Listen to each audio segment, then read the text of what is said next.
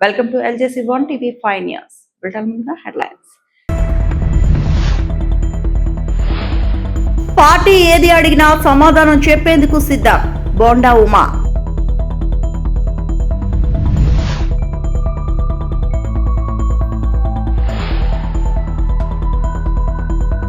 DSC అక్రమాలపై Lokesh కు పేర్ని నాని సవాల్.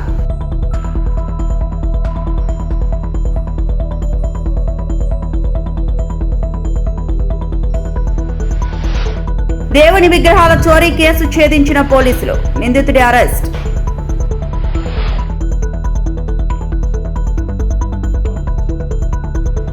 విజయవాడ ముద్రగడ పద్మనాభం సంస్కరణ సభలో పాల్గొని చేసిన వ్యాఖ్యలపై టీడీపీ వివరణ కోరిన నేపథ్యంలో ప్రభుత్వ whip Vijayawada central MLA Bonda Umamaheswararao స్పందించారు. తాను చెప్పింది వాస్తవాలేనని, పార్టీ ఏ ప్రశ్న అడిగినా సమాధానం చెప్పడానికి సిద్ధంగా ఉన్నానని తెలిపారు. పార్టీ పిలుపు మేరకు కార్యాలయానికి వెళ్లి పూర్తి వివరణ ఇస్తానన్నారు. ముద్రగడతో తనకు 1988 నుంచే పరిచయం ఉందని, సంస్కరణ సభ రాజకీయ కార్యక్రమం కాదని, అన్ని పార్టీల నాయకులు పాల్గొన్న బహిరంగ సభ మాత్రమేనని స్పష్టం చేశారు. తన వ్యాఖ్యలను కొందరు సోషల్ మీడియాలో వక్రీకరించి తప్పుడు ప్రచారం చేస్తున్నారని ఆరోపించిన బోండా ఉమా, పార్టీకి ఇబ్బంది కలిగించేలా తాను ఎప్పుడూ వ్యవహరించలేదన్నారు. టీడీపీ అధినేత నారా చంద్రబాబు నాయుడు నాయకత్వంపై తనకు పూర్తి విశ్వాసం ఉందని, పార్టీ నిర్ణయాలను ఎల్లప్పుడూ గౌరవిస్తానని చెప్పారు. తన హాజరుపైనే అనవసర వివాదం సృష్టిస్తున్నారని, దీని వెనుక కొన్ని దుష్ట శక్తులు పనిచేస్తున్నాయని బొండా ఉమా ఆరోపించారు. అంటే అది వాస్తవాలండి.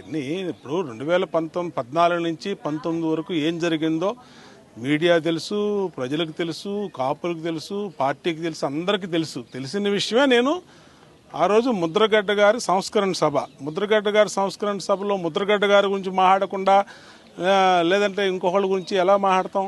ముద్రగడ్డ గారి గురించి మాట్లాడాలి. ఆయన ఏం చేశాడు, ఎలా చేశాడు, ఏం జరిగింది అనేది నాకు ఆ అంశం తోచింది. ఆ అంశం గురించి, ఎందుకంటే నాకు 1988 నుంచి ముద్రగడ్డ గారితో సంబంధాలు ఉన్నాయి. ఆ రోజు కాపునాడు ఇక్కడ పెట్టినప్పటి నుంచి కూడా మేము సన్నిహితంగా మెలిగినవాళ్ళం. కాబట్టి అప్పటి నుంచి 1988 జూలై 10వ తారీఖు నాడు విజయవాడలో కాపునాడు జరిగింది. అప్పటి నుంచి మాకు సంబంధాలు ఉన్నాయి. ఆ రోజు నేను ముద్రగడ్డ గారు నిరాహారదీక్ష కూర్చుంటే తెలుగుదేశం పార్టీ శాసనసభ్యుడిగా ఉంటూ నేను ఆయన్ని ఆపటానికి కాకినాడ వెళ్ళి తోట త్రిమూర్తులు గారిని కూడా, ఆయన కూడా ఎమ్మెల్యే, టీడీపీ ఎమ్మెల్యే, ఇద్దరం కలిసి ముద్రగడ్డ గారి ఇంటికి వెళ్ళి ఆయన్ని నిరాహారదీక్ష చేయొద్దండి, మీరు సమస్యలు ఏమైనా ఉంటే ముఖ్యమంత్రి గారి దృష్టిలో పెడదామని చెప్పి ఆయనతో మాట్లాడి నెక్స్ట్ డే మార్నింగే ముఖ్యమంత్రి గారు వైజాగ్లో ఉంటే నేను తోట త్రిమూర్తులు గారు మళ్ళీ విశాఖపట్నం వెళ్ళి విశాఖపట్నంలో ముఖ్యమంత్రి గారికి దృష్టిలో అన్ని పెట్టబట్టి చంద్రబాబు గారికి ఎమ్మంటే ఆయన ఇద్దరు మంత్రులు పంపించాడు. అచ్చెన్నాయుడును ఇంకో మంత్రి కిర్లంపూడి వెళ్ళి కిర్లంపూడిలో ఆయనతో మాట్లాడి ఆయన అడిగిన విషయాలన్నింటినీ కూడా. మెగా డిఎస్సి నియామకాల వ్యవహారంపై ఆంధ్రప్రదేశ్ రాజకీయాల్లో మరోసారి మాటల యుద్ధం చెలరేగింది. విద్యాశాఖ మంత్రి నారా లోకేష్ కు మాజీ మంత్రి వైఎస్ఆర్ కాంగ్రెస్ పార్టీ నేత పేర్ని నాని తీవ్ర విమర్శలు చేశారు. డిఎస్సి నియామకాల్లో అక్రమాలు జరిగాయని ఆరోపిస్తూ వాటిపై బహిరంగ చర్చకు రావాలని లోకేష్ కు సవాల్ విసిరారు. కృష్ణా జిల్లాలో మీడియాతో మాట్లాడిన పేర్ని నాని, ప్రభుత్వ ఆరోపణలకు సమాధానం చెప్పాల్సిన బాధ్యత ఉందన్నారు. మంత్రి నారా లోకేష్ విద్యాశాఖతో పాటు ఇతర శాఖల వ్యవహారాల్లో కూడా జోక్యం చేసుకుంటున్నారని పేర్ని నాని విమర్శించారు. కంపెనీలు తీసుకొచ్చామని, ఉద్యోగాలు కల్పించామని, రెడ్ బుక్ గురించి వ్యాఖ్యలు చేస్తూ అన్ని విషయాల్లో తన పాత్ర ఉందని చెప్పుకుంటున్నారని ఎద్దేవా చేశారు. కార్యకర్తల చప్పట్ల కోసం ప్రతిపక్ష నేత వైఎస్ జగన్ రెడ్డిపై అనుచిత వ్యాఖ్యలు చేస్తున్నారని ఆరోపించారు. సీఎం చంద్రబాబు చర్చకు వస్తే వైఎస్ జగన్ వస్తారు, నారా లోకేష్ చర్చకు వస్తే నేను సిద్ధంగా ఉన్నాను, దమ్ముంటే డిఎస్సి అక్రమాలపై నాతో బహిరంగ చర్చకు రావాలి అని పేర్ని నాని సవాల్ విసిరారు. తొలిసారి ఎమ్మెల్యేగా గెలిచి మంత్రి అయిన లోకేష్ మాటలు హద్దులు దాటుతున్నాయని, ప్రతి అంశంలో తానే చేస్తానని చెప్పుకోవడం సరికాదన్నారు. నారా లోకేష్ గారి రాష్ట్రానికి విద్యాశాఖని వెలగబెడుతున్నారు. ఆయన విద్యాశాఖ మినహా, విద్యాశాఖ సంబంధితమైన విషయాలు మినహా అన్ని విషయాలు నాయేనంటాడు, అన్ని విషయాలు నేనేనంటాడు. నేనే ఫ్యాక్టరీలు అంటాడు, నేనే ఫ్యాక్టరీలు తెస్తున్నానంటాడు, నేనే ఉద్యోగాలు కల్పిస్తున్నానంటాడు, 20 లక్షల ఉద్యోగాలు, నేనే రాష్ట్రాన్ని ఓడబడుతున్నానంటాడు, నేనే ఈ రాష్ట్రాన్ని బాగు చేస్తున్నానంటాడు, ఈ రాష్ట్రంలో రోడ్లు నేనే వేస్తున్నానంటాడు. ఒకటి కాదు, ఈ రాష్ట్రంలో చీమ చిట్టుకుమన్నా కూడా నేనే అంటాడు. ఎవరన్నా అక్రమ కేసు కడితే నాదే, నేనే కట్టించానంటాడు. రెడ్ బుక్ అంటాడు, రెడ్ బుక్ రుచి చూసారా అంటాడు. ఇన్ని మాట్లాడతాడు.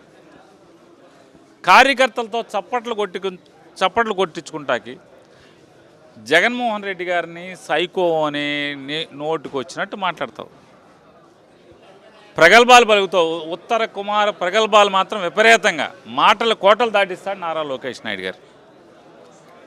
ఇప్పటికి ఎన్నిసార్లు? ఇప్పటికి 2-3 సార్లు డిఎస్సి మీద ఆయన సవాల్ చేస్తే మేము స్పందించాం. అరే బాబు, దేనికైనా లోకేష్ గారు సమఉజ్జీ కావాలి. ఈ రాష్ట్రానికి మంత్రివి, మొదటిసారి ఎమ్మెల్యే మీరు చేసేది, first time MLA Nara Lokesh, మంత్రి మీ హోదా. అరే మేము కూడా మంత్రి ఎలగబెట్టిన వాళ్ళు ఉన్నాం, మేము వస్తామని చెప్పి సమయం చెప్పు, డేట్ చెప్పు, ప్లేస్ చెప్పు అని చెప్పి మేము కూడా ప్రతి సవాల్ చేసాం. నీకు చేత కాకపోతే నాని నువ్వే ఫిక్స్ అయ్యని చెప్పు, నేను పెడతానని చెప్పాను.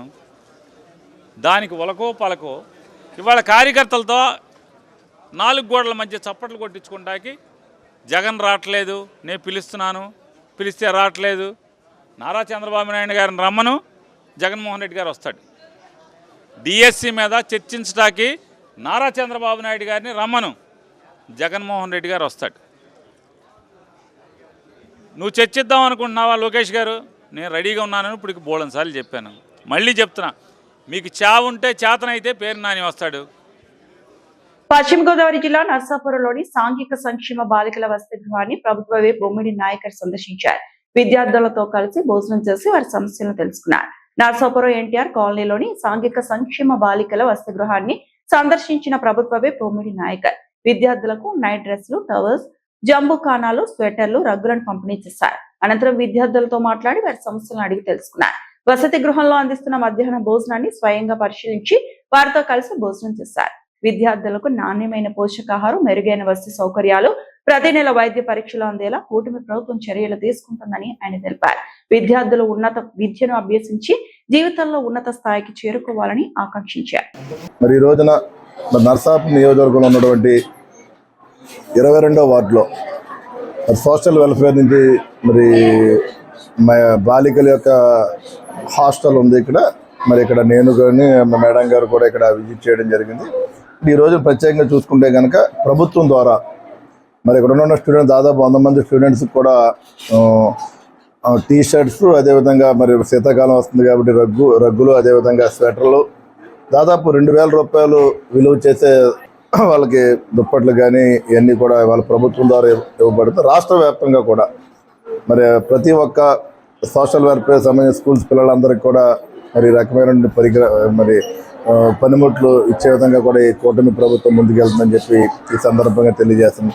అదేవిధంగా వాళ్ళకి రెగ్యులర్గా ప్రతి నెల కూడా ఒక్కో విద్యార్థి కూడా 1300 రూపాయలతో వాళ్ళకున్న కాస్మెటిక్స్ కూడా ఇచ్చే విధంగా కూడా మరి కూటమి ప్రభుత్వం మరి ముందుకెళ్ళడం ఈ సందర్భంగా మాట్లాడదలుచుకున్నాను. అంటే గతానికి ఇవాళకి చూసుకుంటే కనుక గతంలో ఎలాంటి పరిస్థితి ఏ రోజు కూడా ఆ రోజు ఉన్న ప్రభుత్వాలది కాదు.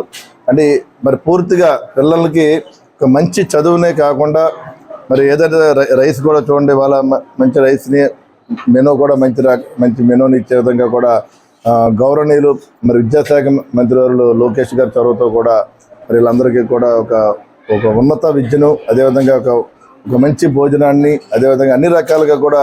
భూ కొనుగోలు వ్యవహారంలో గత కొన్ని రోజులుగా తనపై వస్తున్న తప్పుడు ప్రచారంపై వైఎస్ఆర్సీపీ నేత మాజీ స్పీకర్ తమ్మినేని సీతారాం స్పందించారు.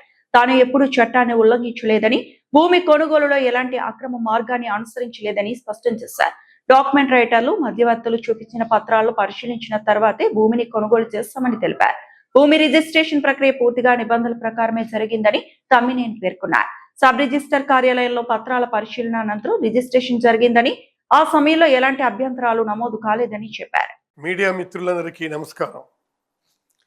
గత కొద్ది రోజులుగా నా కుటుంబ సభ్యుల పేర్లను ప్రస్తావిస్తూ ఒక భూ వ్యవహారానికి సంబంధించి అనేక వార్తలు, ప్రచారాలు జరుగుతున్నాయి. ఈ నేపథ్యంలో ప్రజలకు వాస్తవ పరిస్థితులు తెలియజేయడం నా బాధ్యతగా భావించి మీ ముందుకు వచ్చాను. ముందుగా నేను ఒక విషయం చాలా స్పష్టంగా చెప్పాలనుకుంటున్నాను. చట్టాన్ని గౌరవించే వ్యక్తిగా, ప్రజా జీవితంలో ఎన్నో సంవత్సరాలు పనిచేసిన వ్యక్తిగా నేను ఎప్పుడూ చట్టవిరుద్ధమైన పనిని ప్రోత్సహించలేదు. ప్రజల విశ్వాసమే నా బలం.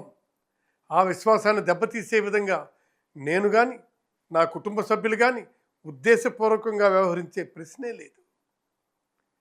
ప్రస్తుతం వివాదంలో ఉన్న స్థలాన్ని కొనుగోలు చేసే సమయంలో మేము ఎలాంటి అక్రమ మార్గాన్ని అనుసరించలేదు. మాకు భూమిని విక్రయిస్తామని చెప్పిన వ్యక్తుల ద్వారా డాక్యుమెంట్ రైటర్లు, మధ్యవర్తులు చూపించిన పత్రాలను పరిశీలించిన తర్వాతనే కొనుగోలు ప్రక్రియ జరిగింది. రిజిస్ట్రేషన్ సమయంలో సంబంధించిన పత్రాలన్నీ సబ్ రిజిస్ట్రార్ కార్యాలయంలో సమర్పించబడ్డాయి. అక్కడ చట్ట ప్రకారం పరిశీలన జరిగిన తర్వాత రిజిస్ట్రేషన్ పూర్తయింది. ఆ సమయంలో ఎలాంటి అభ్యంతరాలు లేదా లోపాలు ఉన్నాయని మాకు తెలియజేయలేదు. ఆ తర్వాత భూమిపై వివాదం ఉందని, యాజమాన్యానికి సంబంధించి అభ్యంతరాలు ఉన్నాయని తెలిసింది. వెంటనే మేము చట్టబద్ధమైన మార్గాన్ని ఎంచుకున్నాం. ఈ అంశం ఇప్పటికే సివిల్ కోర్టు పరిధిలో ఉంది.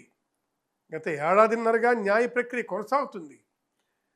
మేము న్యాయ వ్యవస్థను ఆశ్రయించాం. చట్టంపై పూర్తి విశ్వాసంతో ముందుకు వెళ్తున్నాం. ఇక్కడ నేను ఒక విషయం చెప్పాలనుకున్నాను. ఒకవేళ ఈ వ్యవహారంలో భూ యజమాని కూడా మోసపోయి ఉంటే నిజంగా బాధాకరం. అదే సమయంలో మేము కూడా చట్టబద్ధమైన ప్రక్రియ ద్వారా డబ్బు చెల్లించి కొనుగోలు చేసిన వ్యక్తులము. నెల్లూరులో వీఆర్సీ సెంటర్ నుంచి గాంధీ బొమ్మ సెంటర్ వరకు సాగిన ర్యాలీలో వందలాది మంది విద్యార్థులు పాల్గొని డిఎస్సి పేపర్ లీక్ పై మంత్రి నారా లోకేష్ రాజీనామా చేయాలంటూ కథం తొక్కారు. ఈ సందర్భంగా ఎమ్మెల్సీ చంద్రశేఖర్ రెడ్డి మాట్లాడుతూ మెగా డిఎస్సి పేరుతో టీచర్ ఉద్యోగాలను అమ్ముకున్న చరిత్ర లోకేష్ దని, ఎలాంటి అర్హత లేని వారికి టీచర్ ఉద్యోగాలు కట్టబెట్టి విద్యా వ్యవస్థని విలువలను మంత్రి లోకేష్ దిగజార్చారని మండిపడ్డారు. డిఎస్సి పేపర్ లీక్ పై మంత్రి లోకేష్ రాజీనామాతో పాటు విద్యార్థులు యువతకు ఇచ్చిన హామీలన్నీ అమలు చేయాలని డిమాండ్ చేశారు. లేదంటే రాబోయే రోజుల్లో వైఎస్ఆర్ కాంగ్రెస్ పార్టీ దీనిపై మరింత దూకుడుగా ఉద్యమిస్తుందని ప్రభుత్వాన్ని హెచ్చరించారు. ఈ కార్యక్రమంలో వైఎస్ఆర్ కాంగ్రెస్ పార్టీ నాయకులు, కార్యకర్తలు పెద్ద సంఖ్యలో పాల్గొన్నారు. బీజేపీ పార్టీ ఈరోజు భారతదేశానికి ప్రాతినిధ్యం వహిస్తూ ఉంది. మరి ఈ సందర్భంగా నీట్ క్వశ్చన్ పేపర్ లీకేజ్ విషయంలో మీ భాగస్వామ్యమైన బీజేపీ ప్రభుత్వంలో విద్యాశాఖ మంత్రిగా ఉన్నటువంటి వ్యక్తి ఈరోజు రాజీనామా చేసినటువంటి విషయం మనం చూసినాం. మరి అతి పెద్ద స్కామ్ అయిన డిఎస్సికి సంబంధించి మీ ఇష్టానుసారం ఉద్యోగాలు ఇచ్చుకోవడం, అర్హత లేనటువంటి వారికి ఉద్యోగాలు ఇచ్చుకోవడం, ప్రధానంగా టీచర్ల విషయంలో, డాక్టర్ల విషయంలో ఈ సమాజంలో కొన్ని రూల్స్ ఉన్నాయి. వారికి సంబంధించి ఎటువంటి వారికి ఇవ్వాలన్నది, మిగతా డిపార్ట్మెంట్స్ అన్నిటికీ కొన్ని ఫ్లెక్సిబిలిటీస్ ఉన్నా కూడా ఈ 2 డిపార్ట్మెంట్స్లో ప్రతి ఒక్కరికి కూడా ఉద్యోగం ఇవ్వాలంటే కొన్ని నిబంధనలు, అర్హతలు ఉన్నాయి. మరి వాటన్నింటినీ కూడా తొంగలో తొక్కి ఎలాంటి అర్హత లేని వాళ్ళందరికీ కూడా మీరు ఈరోజు ఉద్యోగాలు ఇచ్చినటువంటి పరిస్థితి. స్పోర్ట్స్ కోటాకి ఒక నోటిఫికేషన్ తీసుకొచ్చారు. దానికి సంబంధించి 2 జీవోలు తీసుకొచ్చారు, దొంగ జీవోలు. ఆ జీవోల ద్వారా డిఎస్సి లేదని చెప్పారు. డిఎస్సి తీసుకోకపోగా టెట్ కూడా లేకుండా మీరు ఉద్యోగాలు ఇచ్చినటువంటి పరిస్థితి ఈరోజు చూస్తూ ఉన్నాం. ఇంత దుర్మార్గమైనటువంటి డిఎస్సిని మీరు నిర్వహించిన తర్వాత మీరు రాజీనామా చేయాల్సినటువంటి అవసరం ఉంటే, కనీసం మేము నిష్పక్షపాతంగా సిబిఐ ఎంక్వైరీ అడుగుతూ ఉంటే దానికి కూడా మీరు ముందుకు రావట్లేదంటే మీరు ఖచ్చితంగా తప్పు చేస్తున్నారు, మోసం చేస్తున్నారు. ఈ ఆంధ్ర రాష్ట్ర ప్రజలు సుమారుగా 4 లక్షల మంది నిరుద్యోగులు రాసినటువంటి డిఎస్సిలో వారందరి కడుపు కొట్టినటువంటి మీరు తప్పకుండా కూడా రాజీనామా చేయాలా, లేదా కనీసం సిబిఐ ఎంక్వైరీ చేయాలా అని చెప్పి మా డిమాండ్ చేస్తూ ఉన్నాం. అలానే ఫీజు రియంబర్స్మెంట్ గురించి కానీ, విద్యా కానుక గురించి కానీ, తల్లికి వందన చాలామంది అర్హులైనటువంటి వాళ్ళకి రాలా. వారందరికీ కూడా మీరు ఏదైతే చెప్పినారో వాటన్నిటి కూడా నెరవేర్చాలా. నెరవేర్చకపోతే వైఎస్ఆర్సీపీ భవిష్యత్తులో కూడా ఇదే విధంగా పోరాటాలు చేస్తుందని మాత్రం ఈ సందర్భంగా తెలియజేస్తాను. భారత ఎన్నికల సంఘం స్పెషల్ ఇంటెన్సివ్ రివిజన్ లో భాగంగా పారదర్శకంగా ప్రక్రియను నిర్వహించి దొంగ ఓట్లను తొలగించారని తిరుపతి, చంద్రగిరి, శ్రీకాళహస్తితో పాటుగా జిల్లాలో దొంగలించిన దొంగ ఓట్లపై వైసీపీ నాయకులు సమాధానం చెప్పాలని యాదవ అభివృద్ధి సంక్షేమ కార్పొరేషన్ చైర్మన్ గొల్ల నరసింహ యాదవ్ డిమాండ్ చేశారు. సోమవారం తిరుపతి ప్రెస్ క్లబ్ లో విలేకరుల సమావేశంలో ఆయన మాట్లాడారు. తిరుపతిలో జరిగిన ఉప ఎన్నికల్లో వైసీపీ నాయకులు దొంగ ఓట్లు తయారు చేశారని ఎలక్షన్ కమిషన్ కు ఫిర్యాదు చేస్తామన్నారు. అయితే తాము చేసిన ఫిర్యాదులో పేర్కొన్న దానికన్నా తిరుపతి నియోజకవర్గంలో 90,952 ఓట్లు ఈ ప్రక్రియలో తొలగించబడ్డాయన్నారు. అధికారులు వైసీపీ నాయకులతో కుమ్మక్కై దొంగ ఓట్ల నమోదులో భాగస్వామ్యమయ్యారని, ఈ ప్రక్రియ ద్వారానే ఎంపీగా గురుమూర్తి ఎన్నికయ్యారన్నారు. భారత ఎన్నికల సంఘం దొంగ ఓట్ల నమోదుకు సంబంధించి కీలక పాత్ర పోషించిన సంబంధిత అధికారులు అందరిపై చర్యలు తీసుకోవాలని కోరుతున్నామన్నారు.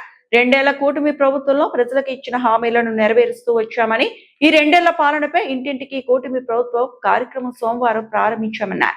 వివిధ పథకాలకు సంబంధించి ఎంతో మంది లక్షల రూపాయలు లబ్ధి పొందారని చెప్పారు.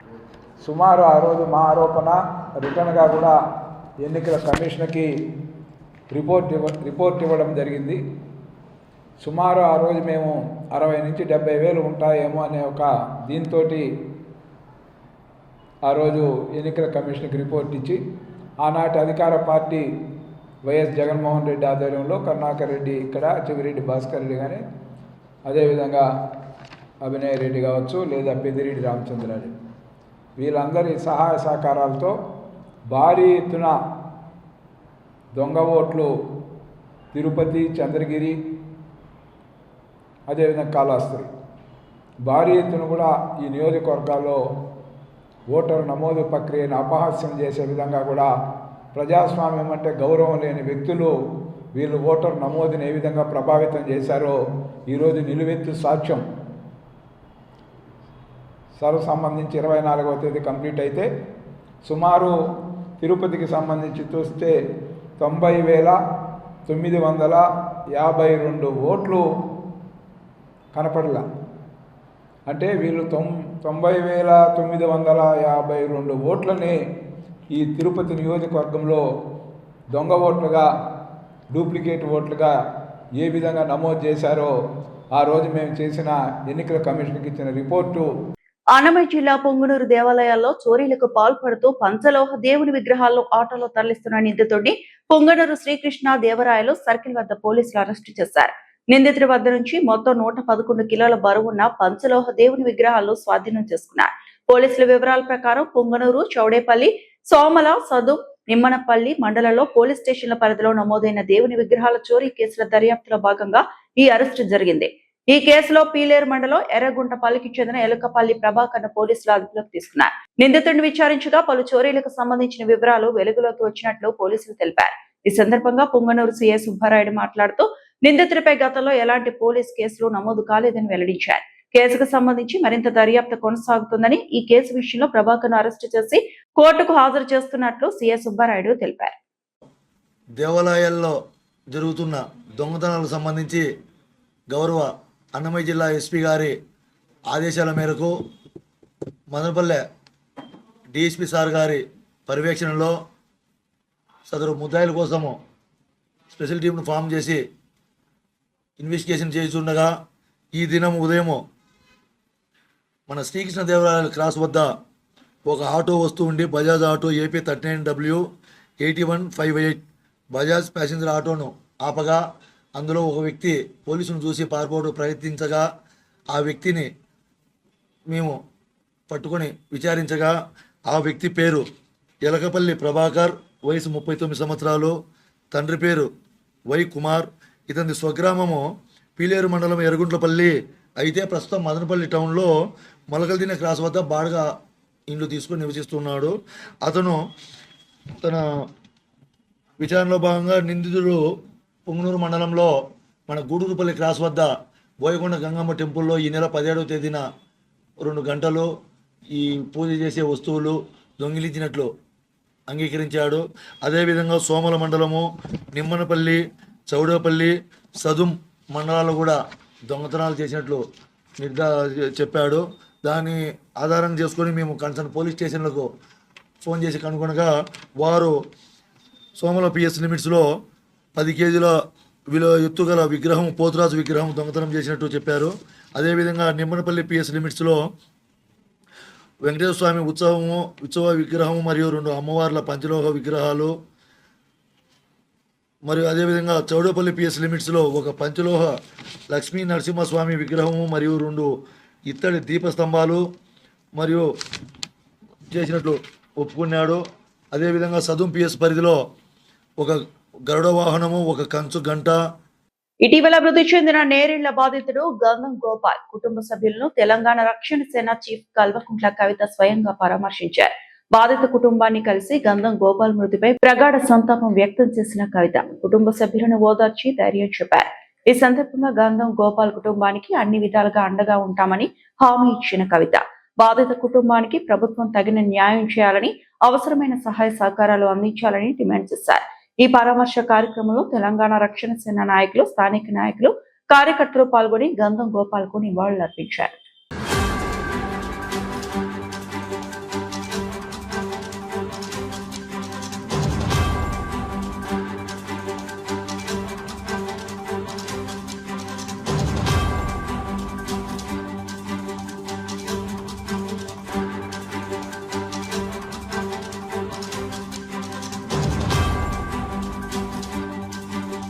పోలీస్ ఆఫీసర్ కావాలన్న దివ్యాంగుడు రాహుల్ చిరకాల స్వప్నాన్ని మల్కాజ్గిరి పోలీస్ కమిషనర్ సుమతి నిజం చేశారు.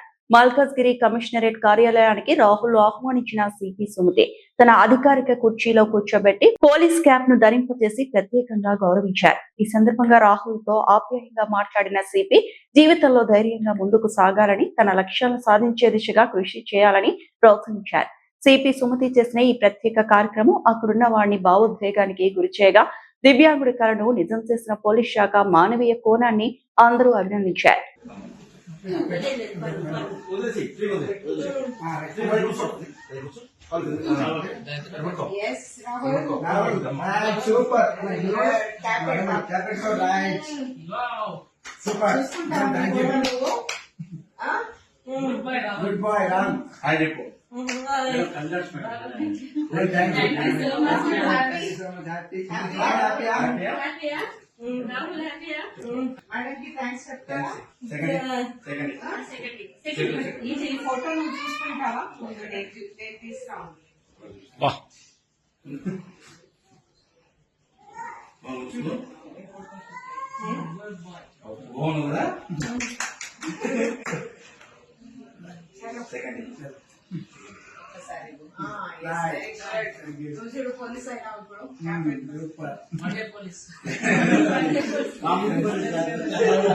సిబిఐ డైరెక్టర్ మేడం ఒక్క నిమిషం. నందలూరులోని శ్రీ సౌమ్యనాథ స్వామి వారి వార్షిక బ్రహ్మోత్సవాల్లో భాగంగా శ్రీదేవి భూదేవి సమేత శ్రీ సౌమ్యనాథ స్వామి కళ్యాణం టీటీడీ ఆధ్వర్యంలో అంగరంగ వైభవంగా నిర్వహించారు. కడప జిల్లా నందలూరులో చారిత్రక ప్రసిద్ధి చెందిన సౌమ్యనాథ స్వామి వార్షిక బ్రహ్మోత్సవాల్లో భాగంగా శ్రీదేవి భూదేవి సమేత శ్రీ సౌమ్యనాథ స్వామి కళ్యాణం వేడుకగా జరిగింది. భక్తులు వివిధ ప్రాంతాల నుంచి పెద్ద ఎత్తున తరలి వచ్చారు. గోవింద నామస్మరణతో కళ్యాణ ప్రాంగణం మారుమ్రోగింది. ఎత్తైన వేదికపై శ్రీదేవి భూదేవి సమేత శ్రీ సౌమ్యనాథ స్వామి వారిని వివిధ పుష్పాలతో స్వర్ణాభరణాలతో నేత్రపర్వంగా అలంకరించారు. వేద పండితులు వేద మంత్రోచ్చారణలు మంగళ వాయిద్యాల నడుమ కళ్యాణం కమనీయంగా జరిగింది. టీటీడీ అధికారులు కళ్యాణంకు పట్టు వస్త్రాలు, ముత్యాల తలంబ్రాలు సమర్పించారు. ఆలయ అర్చకులు వారికి పూర్ణ కుంభం స్వాగతం పలికారు. అన్నమాచార్య సంగీత కళాకారులు భక్తి గీతాలు ఆలపించారు. జనసేన కార్యకర్తలు రాజంపేట జనసేన పార్లమెంట్ సమన్వయకర్త అత్తిగారి కృష్ణ ఆధ్వర్యంలో భక్తులకు ఉచిత ఆటో సౌకర్యం కల్పించారు. తిరుమల తిరుపతి దేవస్థానం అధికారులు స్వచ్ఛంద సంస్థల వారు అన్నప్రసాదం, మజ్జిగ, త్రాగునీటి సరఫరా చేశారు. పోలీసులు భారీ బందోబస్తు ఏర్పాటు చేశారు.